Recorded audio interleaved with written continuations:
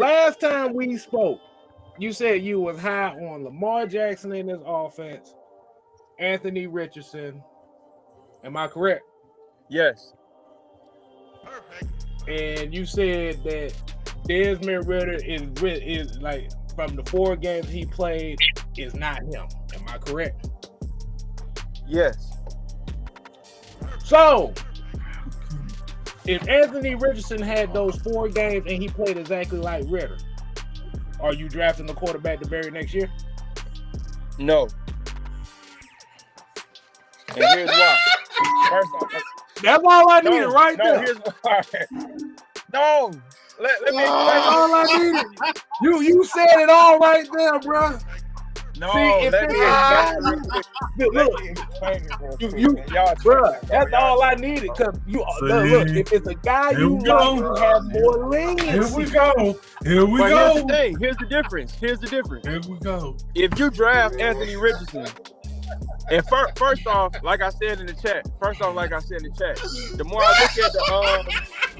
I look at the QB guys, I don't even think Anthony Richardson. You can't make this shit up. I swear. Bro, y'all not letting me explain it, bro. Let me just explain it. Go ahead. Okay, my bad. First off, like after actually looking at obviously I was a fan of Richardson. I like what he did, but after actually looking at all the prospects, CJ Stroud is the best option for this offense. But if CJ Stroud had a bad first 4 games, then no, I wouldn't get rid of him because we drafted him in the first round. That's the point. Why does it matter? Y'all sound crazy as fuck. Wait, no, hold on. Y'all sound crazy, bro. A third round draft pick. Wait. Hold on. My bad. Y'all got me hot in the chat room. Y'all got me hot. So the quote unquote greatest of all time, was he a first round draft pick? Man, that ain't got nothing to do with the situation he's in right now. Yeah, but you just said first round. You said third round. Stop bringing up Tom Brady. Bro, what are we talking about? That's never gonna happen. That's never gonna happen. What are you talking? But basically, hold on. If the quarterback is drafted in the first round, he has a leniency. But if he's not drafted in the first round, he has no leniency. Isn't that what you just said? No. You just said that. No, I'm so saying me personally, but that's what I'm saying. Y'all got to take it into context.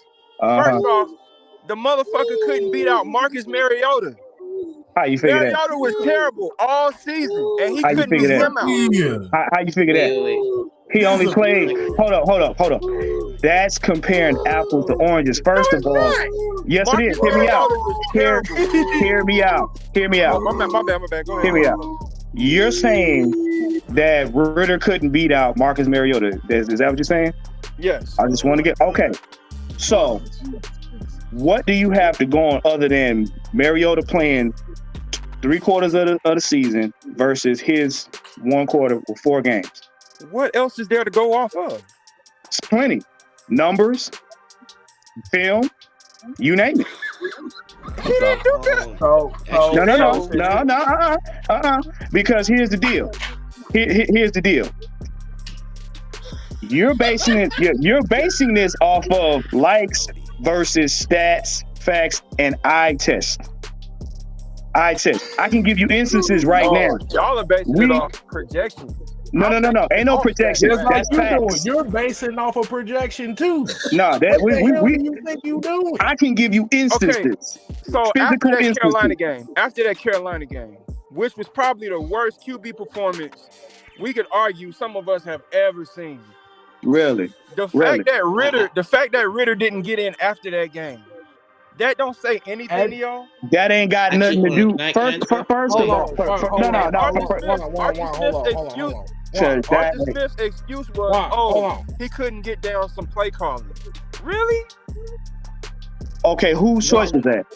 Was that the coach? That's Arthur Smith's choice. No. Can Ridder put himself in the game, or does Arthur Smith put the quarterback in the game? Arthur Smith. Okay. You're basing the decision off. You're basing the decision off the coach. He might not like Ridder as much as y'all think he does. It ain't got nothing to do with like. We've already explained that. You're basing an assumption off of a decision a coach made for a quarterback, not the quarterback himself. We had the worst QB play in the league, and he still couldn't get in the game. Let me ask him this question.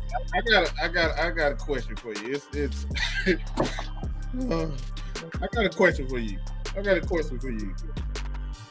Yeah. It's really simple. It's really simple. Go ahead. Do you know why you draft players? Why would you draft a player? Perfect. It's simple. You draft a player because of what? Potential. So basically, you like that guy, right? Yes. So why would you just say he don't like Ridder as much as you think he does? Because we had literally the worst QB in the league, and he couldn't beat him out. I'm still trying to figure that out. Can I interrupt on this real quick? What you got?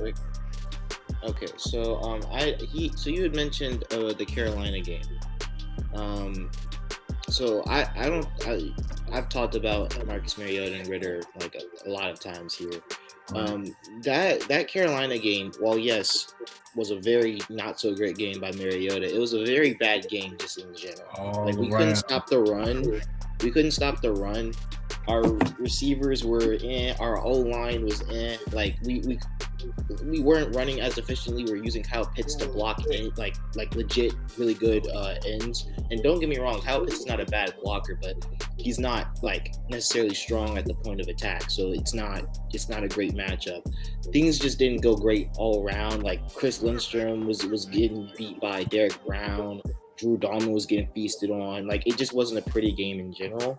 And we were still in the playoff. We were still in the playoff push. And Marcus Mariota looked bad on tape, more so because at a certain point in that game, he was just trying to make stuff happen because we weren't playing well in structure, because whenever we were playing well in structure, it would just be 3 and outs. So he started to like just throw stuff up because nothing was working. Now, granted, it was bad. It looks very bad on film. But when I initially watched it, I was like, okay, this somewhat makes some sense. And Art was like, you know what? All right, I'm gonna go ahead and stick with him one more time, or I'm gonna go ahead and stick with him a little bit. We'll say, yo, you can't do that stuff. Don't make a worse situation. Don't make a bad situation worse, which is what he said in his presser, by the way. And he kept him moving, and then he benched him. And also, I'd like to say that since I've watched Ridder for the past 4 games, maybe 20 to maybe 100 times, if I'm being quite honest with you, I can tell you that one of the biggest knocks right now on Ridder is the fact that deep down the field, his accuracy right now isn't elite. You know what I'm saying? It's not something that you can say, oh, you know, he's elite in that area, but he's still improving. As a matter of fact, he improved each of the 4 games. And I would say that the Saints game looked the worst because the play calling wasn't that great. And I'd say that Ridder wanted to be aggressive out of the gate, and Arthur Smith's play calling didn't necessarily allow for that. Now, I also will say to your point about Anthony Richardson and Stroud, while I have not necessarily fully in depth watched them, I'm connected to a lot of people that have, very extensively, people that I would bet my house on that they know exactly what they're talking about. And AR is an amazing and intriguing prospect, and I get what you mean. You know, you invested little draft capital in Desmond Ridder. You have to keep a first rounder that you get. I get that. But what I am saying is that Desmond Ridder right now is also is also working out with Jordan Palmer, who is basically teaching a whole bunch of QBs nowadays how to improve their mechanics, and he's getting better each and every single day. Not to mention that he's cheaper. Now, granted, do I get that the potential with AR? Yes, but is it necessary considering where our timeline is already? No, because now we have to start over again. And if things don't work well with AR, this was getting fired. You know what I mean? So that's all I'm trying to say. I don't think you're necessarily completely wrong, but I also don't think that it necessarily makes sense to move on off Ridder right now. He hasn't necessarily played bad, even though it doesn't look standoutish. You know what I mean? See. Yeah.